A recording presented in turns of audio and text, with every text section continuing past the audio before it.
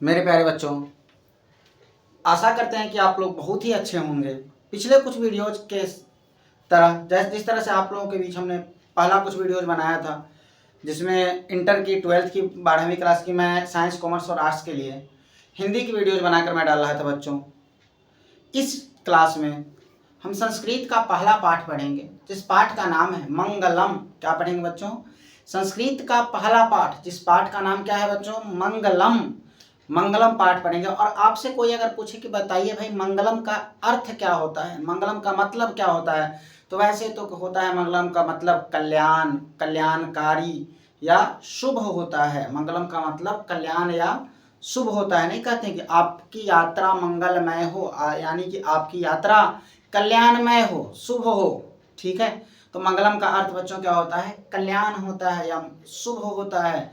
अगर इस चैप्टर की हम बात करें तो ये इस चैप्टर के अंतर्गत 5 उपनिषद में से अलग अलग श्लोक दिए गए हैं। ठीक है, अलग अलग उपनिषदों से अलग अलग श्लोक दिए गए हैं, अलग अलग मंत्रोच्चारण मंत्र दिए गए हैं, जिस मंत्र के माध्यम से हमें बताया गया है कि मनुष्य कैसे, कोई आत्मा परमात्मा से कैसे मिलता है, मनुष्य को किस तरह के कार्य करने चाहिए जो उसके लिए लाभदायक होंगे, जिससे उन्हें परमात्मा की प्राप्ति होगी। इन सब चीज़ों पर चर्चा किया गया है बच्चों।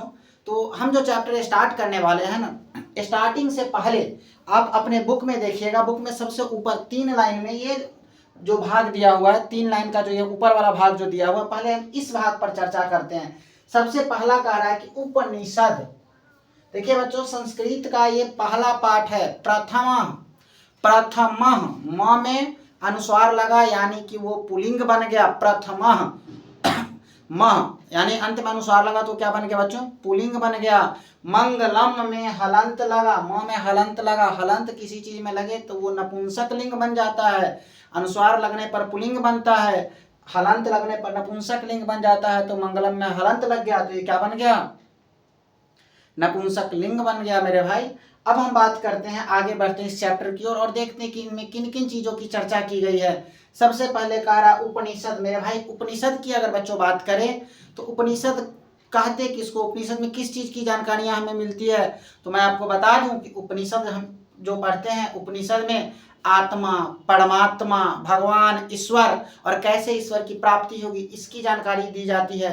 जिस तरह से आप लोग जानते हैं, रामायण के अंदर में श्री राम की जानकारी होती है, महाभारत के अंदर में श्री कृष्ण की, गीता के अंदर में श्री कृष्ण के बारे में लिखा गया है, गरुड़ पुराण में विष्णु जी के बारे में लिखा गया। उसी तरह उपनिषद में आत्मा के बारे में, परमात्मा के बारे में लिखा जाता है और भी ईश्वर की चर्चाएं की जाती है, किस तरह से आत्मा को परमात्मा से मिलाया जाता है, किस तरह से मनुष्य अच्छे कर्म करके ईश्वर को प्राप्त करता है। इन सब चीज़ों का चर्चा उपनिषद के अंतर्गत किया गया है। और अलग अलग प्रकार के उपनिषद है, शायद मुझे याद नहीं, 108 के आसपास उपनिषद है बच्चों। हम जो अभी उपनिषद की बात करने वाले हैं वो यहाँ पर कुल मिलाकर के 1, 2, 3 और 4 उपनिषद से 5 मंत्र लिए गए हैं। पहला जो उपनिषद है उसको ईशावास्य उपनिषद कहते हैं, दूसरा को कठोप उपनिषद कहते हैं, तीसरा को मुंडाको उपनिषद कहते हैं और चौथा भी उसी उपनिषद से लिया गया है। पांचवा है श्वेताश्वत्र उपनिषद। और इस 5 उपनिषद के हिंदी पढ़ने और जानने से पहले थोड़ा सा मैं कोशिश करता हूं आपको इस लाइन की हिंदी को बताने की। और इसमें कह रहा है उपनिषद वैदिक वागमस्य अंतिमे भागे दर्शन शास्त्रस्य। दर्शन शास्त्र से मतलब होता है दर्शन शास्त्र का, सिद्धांतम उसके सिद्धांतों को, दर्शन शास्त्र के सिद्धांतों को, प्रकटयन्ति मतलब वैदिक वागम में होता है वैदिक साहित्य के अंतिम भाग के दर्शन साहित्य शास्त्र को क्या करता है? प्रकट करता है। कौन? आपसे पूछे कौन प्रकट करता है? तो आपके उपनिषद क्या करता है? वैदिक साहित्य के अंतिम भाग के दर्शन शास्त्र को प्रकट करता है। सर्वत्र परम पुरुषस्य, सर्वत्र मतलब सभी जगहों पर, परम पुरुषस्य मतलब परम महान श्रेष्ठ पुरुषों का, परमात्मनः महिमा प्रधानताया गीयते। जो श्रेष्ठ पुरुष होते हैं ना, वो हर जगह पर क्या करते रहते हैं? वो पुरुषों का क्या काम होता है? परम पुरुषों, श्रेष्ठ पुरुषों का, कि परमात्मा का गुणगान करते रहें। उसके बाद का जो है कह रहा है कि स एव सर्वेषां तपसां परमं लक्ष्यम।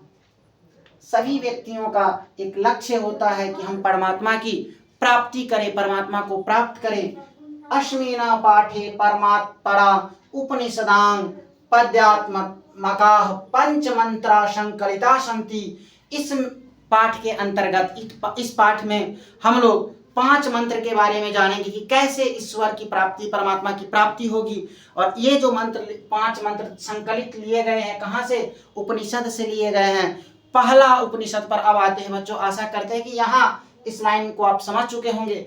आगे बढ़ते हैं। कह हिरण्मयेन पात्रेण, हिरण्मयेन तृतीया विभक्ति, मयेन तृतीया विभक्ति, पात्रेण तृतीया विभक्ति। यहाँ पर संबंध बताता है किस चीज से? हिरण कर्ता ने कर्म को करण से, मतलब से वाला है। हिरण्मयेन मतलब सोने के पात्र, के या से होगा, सोने के पात्रेण मतलब पात्र से, सत्यस्य सत्य का, पिहितं ढका हुआ है, मुखम मुंह यानी कि सत्य का जो मुंह है ना वो ढका हुआ है, स्वर्ण रूपी आवरण सोने के पात्र से, बर्तन से।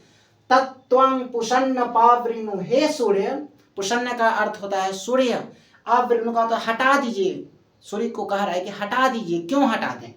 तो देखिए, तत्त्वं पुषन्न पावृणु सत्य धर्माय दृष्टये, सत्य धर्म के मार्ग को देखने के लिए, सत्य धर्म के मार्ग पर चलने के लिए, मुख्य रूप से यहाँ पर कह रहा है कि सत्य और धर्म के मार्ग को देखने के लिए आप क्या करिए? हे सूर्य, सत्य और धर्म के मार्ग को देखने के लिए इस आवरण को क्या करिए? आप अपावृणु मतलब इस आवरण को हटा दीजिए। और ये जो पहला श्लोक मंत्र जो लिया गया था भाई मेरे, कहाँ से लिया गया था? ईशावास्योपनिषद से लिया गया था। आशा करते हैं कि आपको ये लाइन समझ में आया होगा कि सोने के पात्र से सत्य का मुंह ढका हुआ है। हे सूर्य, उस सत्य के ढके हुए मुंह के ऊपर से उस आवरण को आप क्या करिए? हटा दो, हटा दीजिए। तीनों का अर्थ सेम है। अगला लाइन पर आते हैं। अनोरणीयान, इसमें जो प्रत्यय लगा है, ये प्रत्यय क्या करता है? चीजों में लगने के बाद चीजों को छोटा से छोटा और बड़ा से बड़ा। कह रहा है अणोरणीयान महतो महीयान, आत्मा जो है ना छोटा से छोटा, मतलब अणु का मतलब होता है छोटा, सबसे छोटा, तो छोटा से छोटा, और महीयान मतलब बड़ा, महत्तम मतलब बड़ा से बड़ा। वही करा अनोरणीयान महतो महीयान, हमारी जो आत्मा है ना छोटा से छोटा है और बड़ा से बड़ा है। छोटा से छोटा भी है और बड़ा से बड़ा भी है। हमारी अंदर की आत्माएं, परमात्माएं छोटे से छोटे भी हैं जिसको हम नग्न आंखों से नहीं देख सकते हैं, और बड़ा से बड़ा मतलब इतना बड़ा है। पहला बात तो इतना छोटा है कि उसको हम माइक्रोस्कोप से भी नहीं देख सकते हैं, और बड़ा कहने को इतना बड़ा है कि हम अपने आंखों से भी, आंख एकदम धुंधला हो जाएगा, चकाचौंध हो जाएंगे नहीं। जिस तरह से श्री कृष्ण ने जब महाभारत में अर्जुन को अपना रूप दिखाए थे, विराट रूप, उस समय में ना अर्जुन देख करके अचंभित पड़ गया, मतलब अपने सामान्य दृष्टि से उसको देख नहीं पाया, तो ईश्वर ने उसे एक अलग दृष्टि प्रदान की, जिस दृष्टि से उनका वो रूप क्या किया? देखा। और एक संजय थे, 2 लोगों को दिया गया था, एक संजय को और एक अर्जुन को दृष्टि। संजय का काम था कि महाभारत में क्या घटनाएं हो रही, श्री कृष्ण क्या बोल रहे हैं, वो धृतराष्ट्र को सुनाना था। दिव्य चक्षु जिसको बोलते हैं, दिव्य चक्षु अर्जुन को मिला था, और उसी के माध्यम से श्री कृष्ण के पराकाष्ठा मतलब विराट रूप का दर्शन किया था।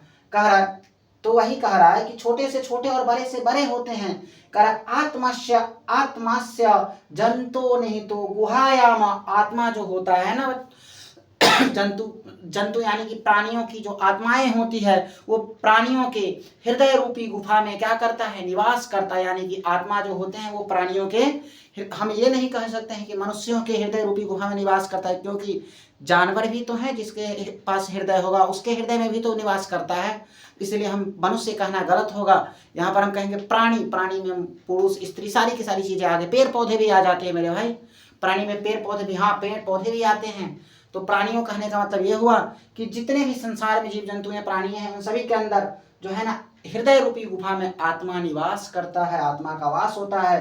कह रहा है तम क्रंतु पश्यति वीत शोको, और इस आत्मा को तो हम देख नहीं सकते हैं, लेकिन इस आत्मा को वही देख सकता है जो वीत शोकी होगा। वीत शोको कहने का मतलब होता है जिसके अंदर ना द्वेष होता है, ना क्लेश होता है, ना छल होता है, ना बल का अभिमान होता है, यानी कि जिसके अंदर में किसी भी प्रकार का क्रोध, काम, इन सब चीजों पर उसका क्या होता है? कंट्रोल यानी कि वश होता है, और वो व्यक्ति जो इन सब चीज़ों से परे होते हैं, सबसे ऊपर होते हैं, जिसको संत का भी उपाधि दिया जाता है, वही व्यक्ति, वही लोग इन चीज़ों को क्या कर सकते हैं, देख सकते हैं, और वही देख सकते हैं जिस पर धातु प्रसादान महिमान मात्मना, जिस पर ईश्वर का अनुकंपा हो, आशीर्वाद हो, ईश्वर का छाया बना हुआ हो, वही व्यक्ति क्या कर सकता हो, ईश्वर का छाया, ईश्वर की अनुकंपा उसी व्यक्ति पर होती है, उसी महापुरुष पर होती है जो वीत शोकी होते हैं, जिसके अंदर में ना किसी पाने की चाहत होती है, ना कुछ खोने का गम होता है, आया तो भी सही है, गया तो भी सही है, कुछ प्राप्त हुआ तो भी सही, ना हर्ष है, ना द्वेष है, ना रोग है, ना मोह है, ना लोभ है।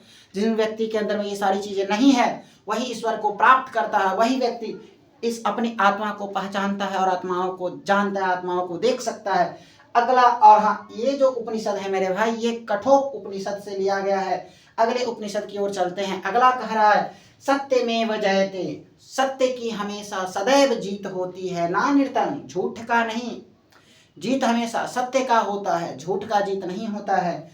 सत्येन पंथा विततो देवयाना, सत्य जो है ना, पथ, रास्ता, ऐसा मार्ग है जिससे क्या होता है, देवलोक में जाया जा सकता है, देवताओं के यहाँ जाने का मार्ग है। इसी मार्ग से साधु संत क्या करते हैं, गमन करके देवलोक में पहुंचते हैं। तो कह रहा है कि सत्येन पंथा, सत्य वो पथ है, वो रास्ता है जिससे विततो देवयान, ये फैला हुआ है देवताओं तक, और यहाँ से देवलोक तक जाने का रास्ता सत्य है। आप अगर सत्य का साथ दे रहे हैं मेरे भाई, तो आपको कभी जीवन में कभी निराशा नहीं मिलेगी, आप कभी हार नहीं मानिएगा। हमेशा याद रखिएगा, झूठ का बोलबाला होता है, लेकिन जीत हमेशा सत्य की ही होती है। कर ये ना क्रम न ऋषयो याप्त कामा यत्र तत् सत्यस्य परम निधामा। वैसे लोग जो होते हैं ना, जो सत्य, एक मिनट मेरे भाई, पानी।